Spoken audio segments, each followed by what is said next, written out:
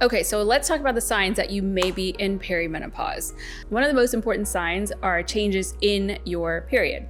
So if you're noticing that your cycles used to be regular and now they're changing, and especially if they're changing by 7 days or more specifically, then you will likely be in the early menopause transition period.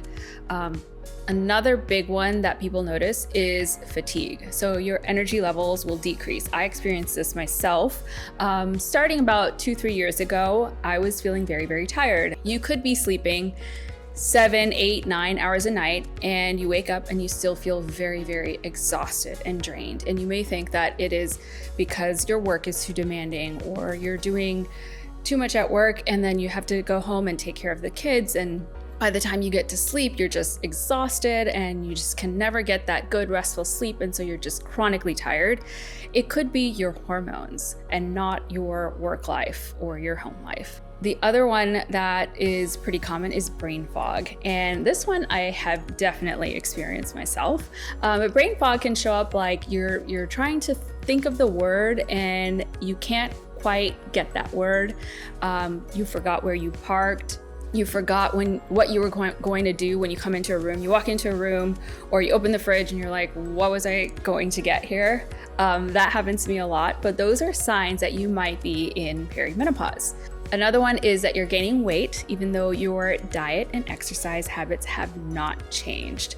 This one is a big major complaint that I hear from tons of women, and it becomes harder. And we always say it becomes harder to lose that weight the older you get. And if you're 35 or older and you know you're working out and you're doing everything you can, you're waking up early, you're eating a really, really clean diet, and you still cannot get the weight to come off, you may be in perimenopause. Another big one is that you are having trouble with sleep. So either falling asleep, staying asleep, or even waking up early. Those are signs that you may be in perimenopause. Another somewhat less common one is joint pains. So you could have pain in your shoulder. Sometimes it shows up as frozen shoulder. You could have pain in your wrists and in your fingers. And this is definitely something that I have noticed myself. I started having my husband help me with the dinner when I come home at night because my fingers were hurting. And I told him, I think it's because I'm injecting all day. But as I was learning about perimenopause and menopause, I realized that this had just started recently and that this wasn't normal. And this could be a sign of perimenopause. And other less common symptoms, but symptoms that can still signal perimenopause or menopause, is tinnitus, which is ringing in the ears, vertigo, which can be some kind of dizziness, hair changes, skin changes, night sweats. Night sweats traditionally was the only symptom people used to signal menopause. Previously, women were not getting treated if they came up with any of these other signs and symptoms. Anxiety, depression is a really big one. Fatigue is a big one. Brain fog, like I said, weight gain. And when a woman would come to see her doctor for these things, the doctor would give them medications for depression, give them medications for maybe weight loss, or just tell them to get some diet and exercise in. It was essentially that the doctor wasn't really listening to their symptoms. They were checking their blood work, saying everything was normal, and then sending them off and saying that they were just, worried for no reason.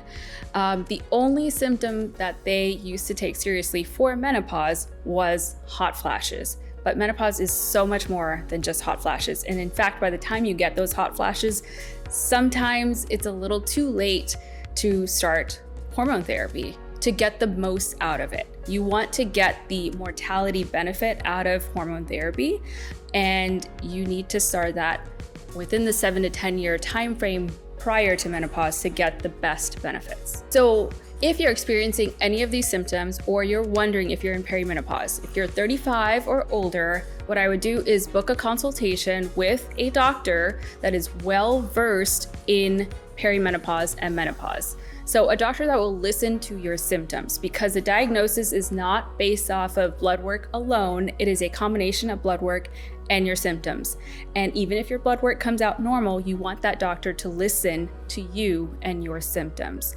So Book that consultation. Likely they will ask you to get some blood work done, and then make sure your doctor is listening to you.